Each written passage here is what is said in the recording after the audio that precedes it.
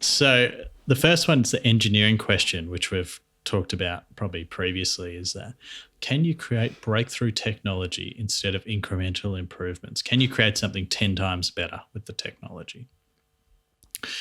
And his answer is you don't have to have a great answer for all of these, just quite a few of them,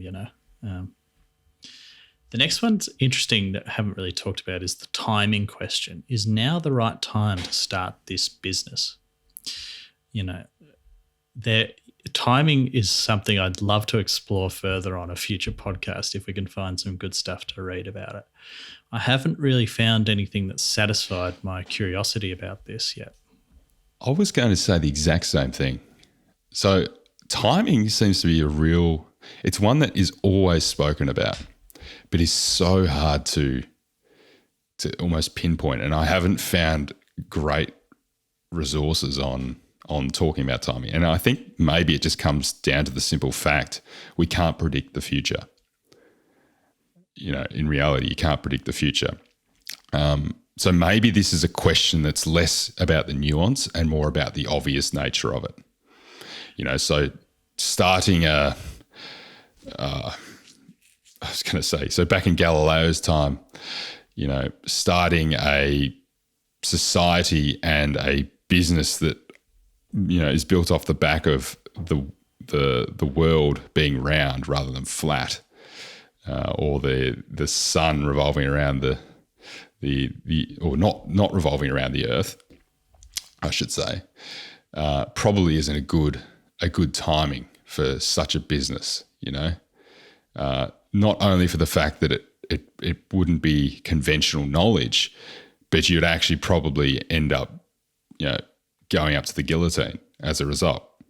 So there's like two really bad, I guess, pointed detractors from launching a business like that. Yeah, it's probably something just to check in on and go, okay, well, is the world ready for this? Do I have the technology available to make it happen?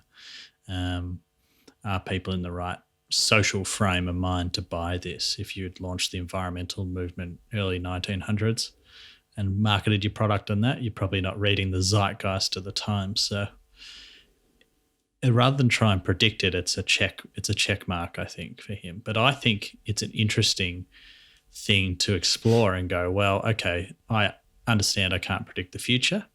So how can I influence the timing in my favor? I think something to think about.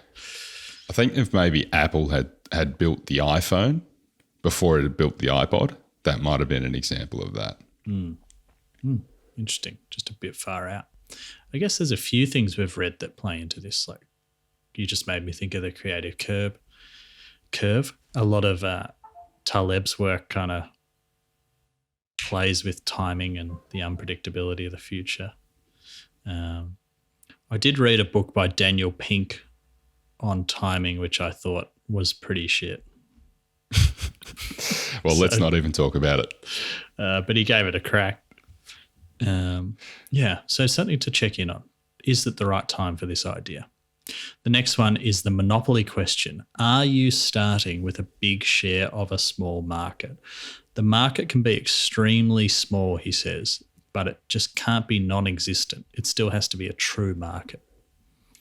So his example of PayPal was that he tried to really sell it to the people who were power sellers on eBay because they had an extreme need for his product, even though there was only 1,000 or so of them. Yes, which was the successful big share of small market, because prior to that it was the BlackBerry only users who were wanted to use email to pay for things or something really obscure, and it's a non-existent thing. Yeah, absolutely. It's pretty esoteric.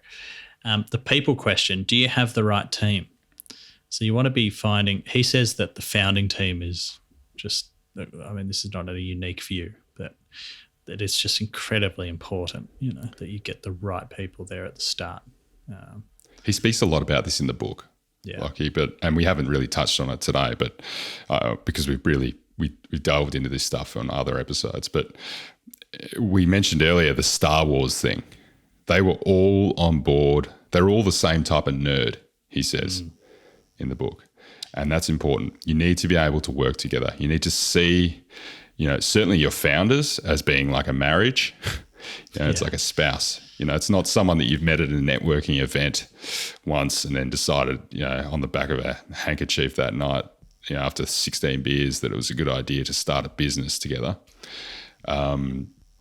You need to have history. You need to understand each other. Yeah, absolutely. The distribution question. So do you have a way to actually deliver your product? And this was talked a lot about in the startup episode we did. And those guys talk a lot about the distributing your product is almost just as important as the idea. So he accelerated. So his distribution method for PayPal was to, you could sign up via the internet, and the person who was receiving the payment was easy. They were easily distributed to, because you're always going to sign up if you're receiving the payment. You want the money.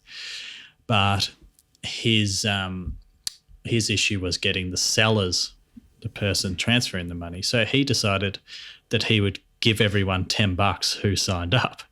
And that incredibly accelerated his distribution, very, very quickly, Correct. as you could understand. Well, he was and probably that was the also, first to do that. And it was also part of his network effects, because they needed to generate network effects to make it a viable business. But they had to get rid of that once they'd reached their threshold. Otherwise, it was going to destroy their business. Yeah. So be careful. The durability question. Will your market position be defensible in 10 to 20 years into the future? This one here is almost the most important question for me. Maybe number two to the maybe monopoly question, but because it leads to the other questions. So asking this question about the 10 to 20 year horizon leads to the engineering question. It leads to the timing question. Actually, really, it leads to the monopoly question as well. And so if you're thinking about 10 years' time and what might be happening, and a more kind of timeless pursuit, like entering into a paper printing business right now is not going to be a great place to head. Heading into a newspaper business right now is not a great place to head. And so that defensibility question gives rise to the other question. So it's almost like, remember this one and you'll remember the others. Yeah. Yeah, that's right. It kind of comes back to like which way the market's moving that you're jumping into too. So, and the last one, my favorite, the secret question. Have you identified a unique other opportunity that others don't see? And that kind of sums it up, right? So why is that your favorite? It's the most exciting. It's exciting to know something new. I love learning new things, and to understand something that you didn't previously know that changes your worldview and you feel like you know and no one else does is a kind of, and you just want to share it with people. That's exciting. And that's the kind of feeling I search for.